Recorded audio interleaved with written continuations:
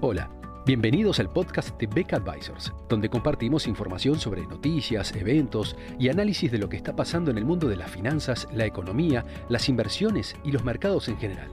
Todas las semanas, un nuevo episodio con diferentes protagonistas de nuestro equipo o invitados especiales. En Beck Advisors, nuestro objetivo es acercar a nuestros clientes las alternativas más convenientes para lograr sus objetivos financieros.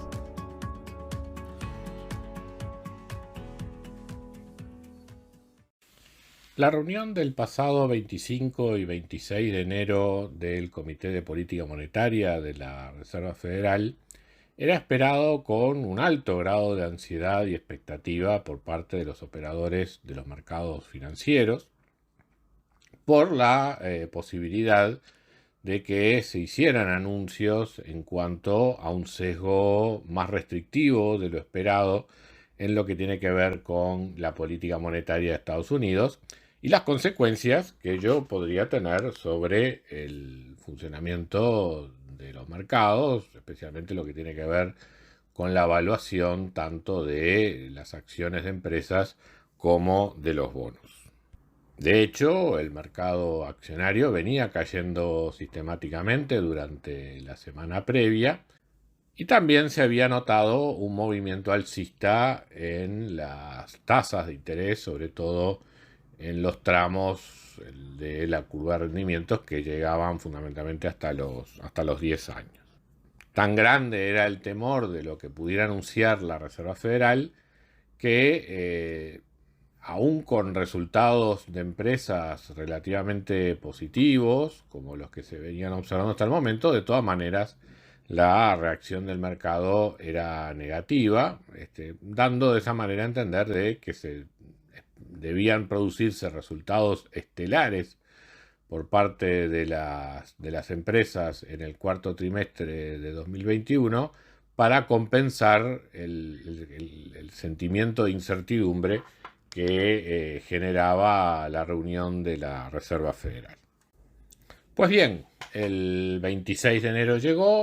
el comunicado de prensa de la reunión se dio a conocer, emitiendo decisiones y señales sobre el futuro de la política monetaria que en buena medida estaban en línea de lo que de nuestra parte esperábamos y en un tono que uno podría considerar como de verdaderamente blando en general. En la jerga financiera y económica suele caracterizarse a los bancos centrales como de hawkish o dovish, esto es como halcones o blandos, en la terminología más local, por lo general esos mismos términos los referimos como halcones o palomas. Y bueno, dentro de esa caricaturización, ciertamente el mensaje de la Reserva Federal sonaba más a paloma que halcón. Pero para nuestra sorpresa, y sobre todo después de la conferencia de prensa del presidente de la Reserva Federal, de Jerome Powell, hubo una reacción negativa en los mercados y numerosos comentarios de muchos analistas en cuanto a cierta sorpresa por el tono agresivo, el tono de halcón de la Reserva Federal. Al punto que, por ejemplo, días después, el prestigioso semanario británico The Economist, simplemente por citar un ejemplo, en una nota referida a este tema y a la caída que habían tenido los mercados bursátiles, justamente la titulaba en la línea de se terminaron los tiempos del dinero gratis. Esa reacción a nivel político, a nivel periodístico, a nivel académico, realmente me llamó la atención y bueno, fue lo que de alguna manera me motivó a compartir algunas reflexiones con ustedes. La evaluación de la instancia de la política monetaria en Estados Unidos la podíamos hacer a través de tres elementos. Uno, el tapering, o sea, la velocidad a la cual la Reserva Federal viene reduciendo sus compras de papeles públicos. El segundo, la suba de tasas de interés, o sea, cuándo se va a producir en el tiempo y a qué ritmo. Y el tercero, lo que en la jerga financiera se ha llamado el quantitative tightening, por oposición a lo que fue en su momento el quantitative easing, que es precisamente ya no la compra de valores públicos por parte de la Reserva Federal, sino el desarmado de su stock de activos a lo largo del tiempo. Este último elemento también preocupaba mucho al mercado, tanto o más que la propia suba de tasa de interés, por el temor de las repercusiones que ello podía tener sobre la liquidez en el mercado, en la medida que al deshacerse de títulos de su cartera, la contrapartida en el balance de la Reserva Federal es justamente la reducción de la emisión de los pasivos monetarios de la autoridad monetaria, y que eso eventualmente pudiera generar problemas de liquidez que también afectaran negativamente el funcionamiento de los mercados. Entonces, a los efectos de evaluar esta última reunión de la Reserva Federal, veamos en qué medida tuvimos sorpresas o gestos agresivos, por llamarlo de alguna forma, en estos tres factores. Empezando por el primero, que es el tapering, o sea, la reducción en el ritmo de compras, esto es, la reducción en el incremento del balance, o sea, todavía no estamos hablando de caída de los activos de la Reserva Federal, sino de una reducción en el incremento de los activos. Esa venía produciéndose desde hace ya varios meses a lo largo del año 2021. En cada reunión de la Reserva Federal se anunciaba una nueva reducción en el periodo entre reuniones siguiente. Y en la reunión de diciembre se anunció que el ritmo de compras de títulos de deuda del Tesoro se iba a reducir a un ritmo de 20.000 millones de dólares por mes, empezando en enero en compras por 40.000 millones, que después irían bajando a 20.000 millones en febrero y a cero en marzo. Bueno, en la reunión de enero, esta reunión pasada de enero, efectivamente se confirmó para febrero un ritmo de compras de títulos de deuda de 20.000 millones y llevarlas a cero en marzo. En paralelo a la reducción en la compra de títulos de deuda del Tesoro, también se han venido reduciendo las compras de títulos hipotecarios a un ritmo de 10.000 millones de dólares por mes, y esas compras también se prevé que pasen a 10.000 millones en febrero y se reduzcan a cero a partir de marzo.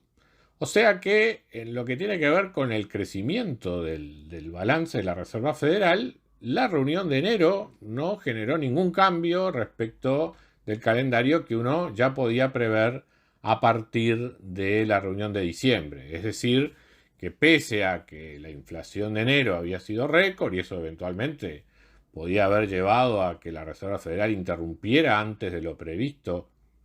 su calendario de expansión de su balance,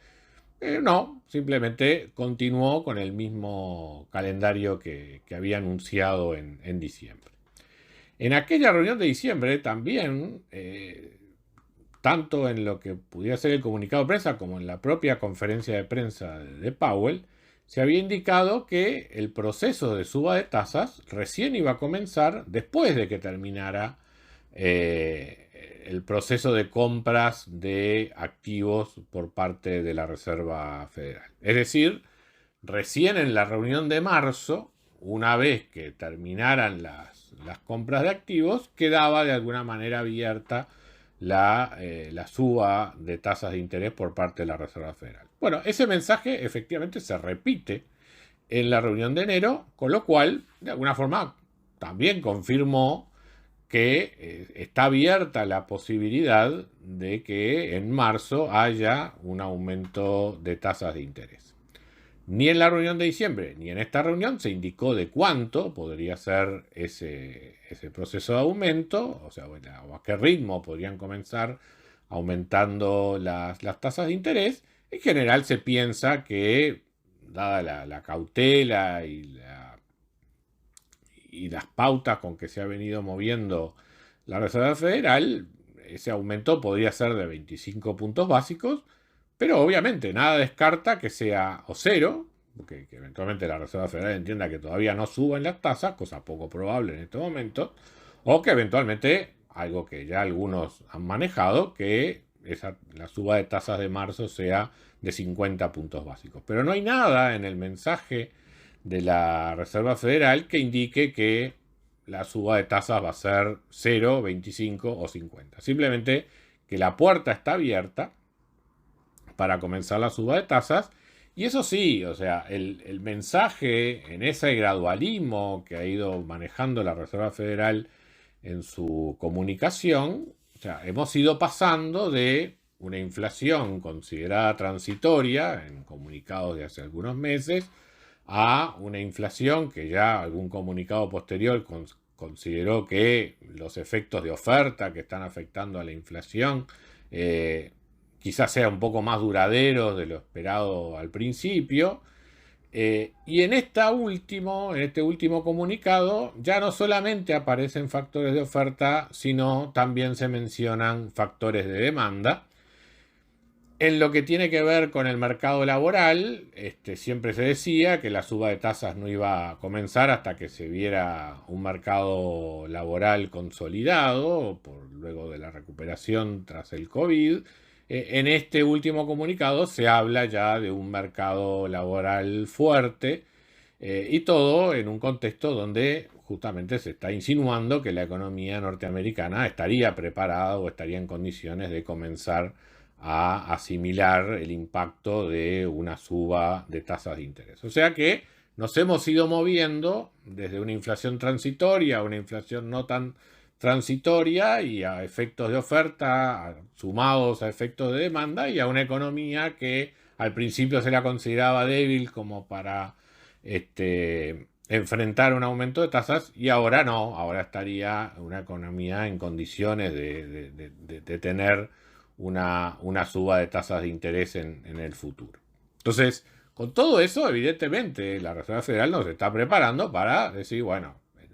la próxima vez que nos reunamos es muy probable que subamos las tasas de interés. ¿Cuánto se va a subir? Bueno, ese es el otro aspecto que ha caracterizado el comportamiento de la Reserva Federal. Ser muy datos dependiente. O sea, las respuestas de la Reserva Federal de alguna forma están condicionadas a los datos que van saliendo de la economía. Si la inflación de febrero es disparatadamente más alta de lo prevista, seguramente el aumento de tasas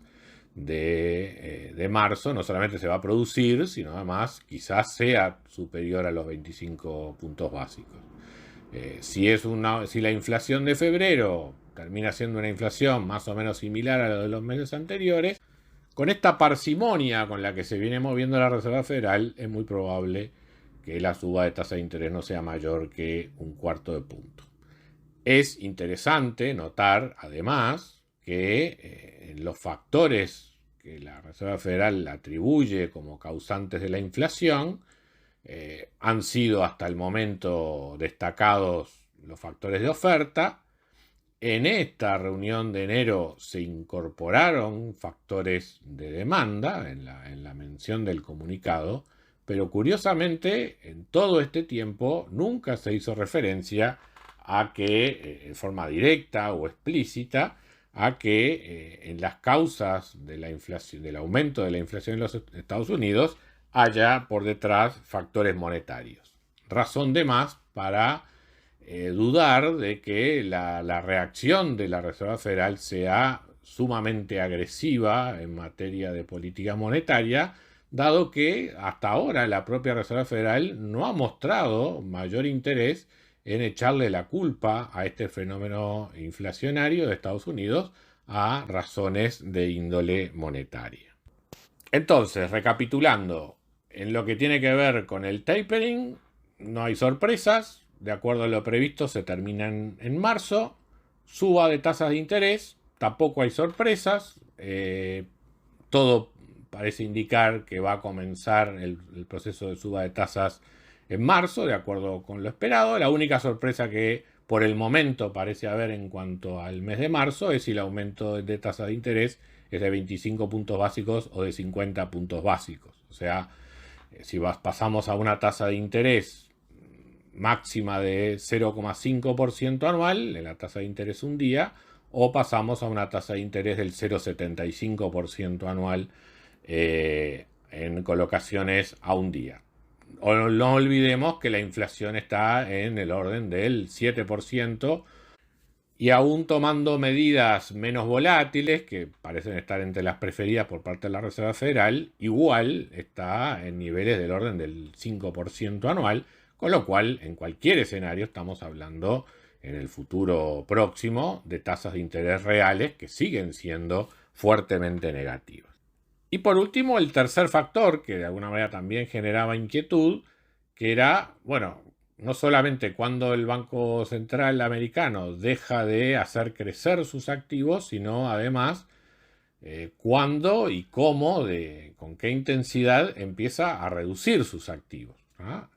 Y bueno, en ese sentido también esta última reunión de la Fed emitió algunas señales al respecto, muy similares a las que en su momento, frente a una tarea similar,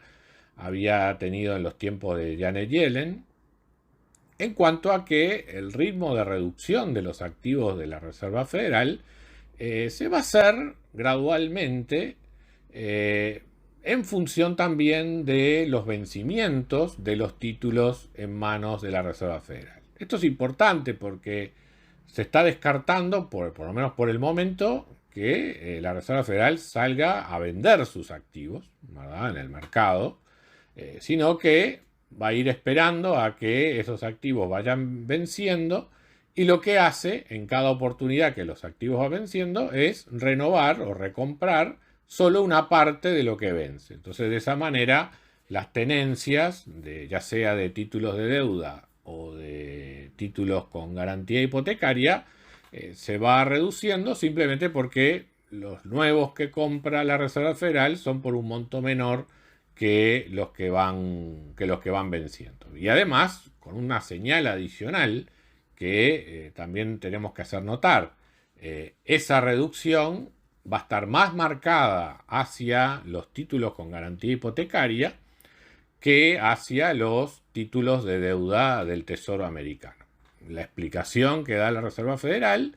es que no quiere interferir en los mercados de crédito.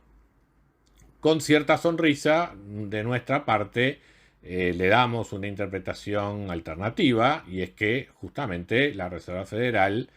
se rehúsa a restringirle fuentes de financiamiento al gobierno federal, y por lo tanto en su desarme de su cartera de activos le va a dar prioridad a los títulos hipotecarios antes que a los títulos de deuda del Tesoro, marcando así de vuelta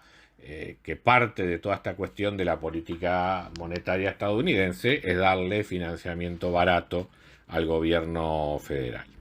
Entonces, repasando los comunicados en la forma que lo hemos hecho, realmente uno no ve nada agresivo, nada propio de halcones en el mensaje de la Reserva Federal. Más bien, un mensaje muy blando, muy propio de palomas, lo que lo llamaríamos en el Río de la Plata,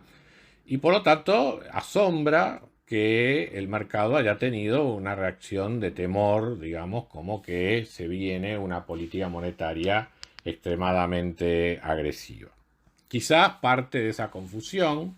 la generó la propia conferencia de prensa de Jerome Powell. Es más, si uno mira el comportamiento del mercado,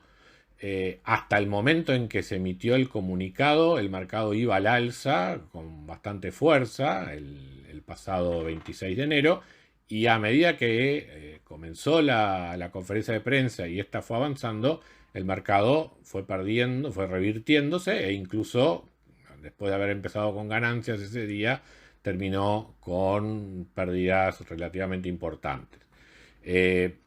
la confusión aparentemente vendría por el lado de que justamente Powell fue muy ambiguo en sus respuestas en cuanto a el número de aumentos de tasas que podían darse durante el año 2022 o si se descartaban aumentos de tasas de más de 0,25 en alguna de las reuniones. Y eso se tomó en el mercado como que esto es una forma de dejarse las manos libres para ser más agresivo en la medida que sea necesario para combatir la inflación. Pero la realidad es que la Reserva Federal no sabe, no tiene claro cuál va a ser el ritmo de aumento de tasas de interés ni qué magnitud va a tener, sino que, como hasta ahora, seguramente actúe en función de los datos. Y por lo tanto, la conferencia de prensa de Powell justamente refleja eso. O sea, habrá aumentos de tasas en cada reunión de la Reserva Federal. Y bueno, si la inflación lo justifica, así será. Algunas subas de tasas serán de más de 25 puntos básicos. Y bueno, si la inflación sigue subiendo, seguramente así sea. Pero no porque la Reserva Federal realmente esté adoptando un tono agresivo, sino de nuestro punto de vista es exactamente lo contrario. O sea, la Reserva Federal no quiere ser agresiva además y por lo tanto se planta a través de un proceso muy gradual de cambio de la política monetaria y solo lo acelera o lo vuelve más intenso en la medida que los datos lo justifiquen. De nuestro punto de vista, con los niveles de inflación que se tiene actualmente y el panorama de aumento de tasas que en general se viene observando e incluso lo que refleja la curva de rendimientos, estamos todavía con tasas de interés reales fuertemente negativas en todos los tramos de la curva de rendimientos. Eso sigue siendo un estímulo para la demanda agregada y por lo tanto, con una cantidad de dinero en la economía que queda determinada endógenamente una vez que el Banco Central fija la tasa de interés, ese contexto implica un continuo crecimiento de la cantidad de dinero y por lo tanto el mantenimiento de las presiones inflacionarias. De hecho, pese al tapering que vimos el año pasado, la tasa de crecimiento del M2, lo que los economistas llaman el M2, o sea, el dinero definido como el dinero en circulación más los depósitos a la vista y a plazo en el sistema bancario, viene creciendo a tasas un poco mayores que 13 en algunos meses, un poco menores que 13% anual en otros meses, pero viene desde hace varios meses a un ritmo de en torno al 13%, lo cual no está en línea con un crecimiento de la economía del 2 a largo plazo y ni una inflación de 2, lo cual implicaría un crecimiento del producto nominal del orden del 4% y por lo tanto una cantidad de dinero que debería crecer aproximadamente a esas tasas. O sea que la política monetaria en este momento en Estados Unidos es claramente expansiva y el tema es que en buena medida esos factores no lo determina la Reserva Federal, sino el comportamiento del sistema bancario. O sea, con estas tasas de interés, el estímulo al crecimiento del crédito sigue siendo fuerte y en la medida de que los bancos norteamericanos cuentan con excesos de liquidez importantes, en la medida que haya demanda de crédito, porque la demanda agregada sigue creciendo, los bancos siguen alimentando ese proceso de aumento de la demanda con expansión del crédito y por lo tanto de esa manera también crean medios de pago adicionales en la economía que son los que en definitiva están por detrás de este rebrote inflacionario que se está viendo en los Estados Unidos. Y con esta parsimonia en la suba de tasa de interés, en estos cambios graduales que viene llevando adelante la política monetaria en Estados Unidos, va a ser insuficiente como para frenar esas presiones, por lo menos en un horizonte relativamente corto, como pueden ser los próximos 6 meses. Necesitamos un cambio mucho más grande en la política monetaria y nada de las palabras de Powell ni en sus comunicados de prensa parecen sugerir algo en ese respecto. Entonces, como conclusión general, uno lo que puede ver es que realmente el mensaje de política monetaria de la Reserva Federal de Estados Unidos fue sumamente blando. las condiciones de política monetaria expansiva siguen estando presentes y sus consecuencias sobre los mercados financieros, en particular el mercado accionario, la vamos a ver ya con más tiempo. Hoy el podcast de hoy ha sido un poco más largo de lo habitual, en algún encuentro posterior.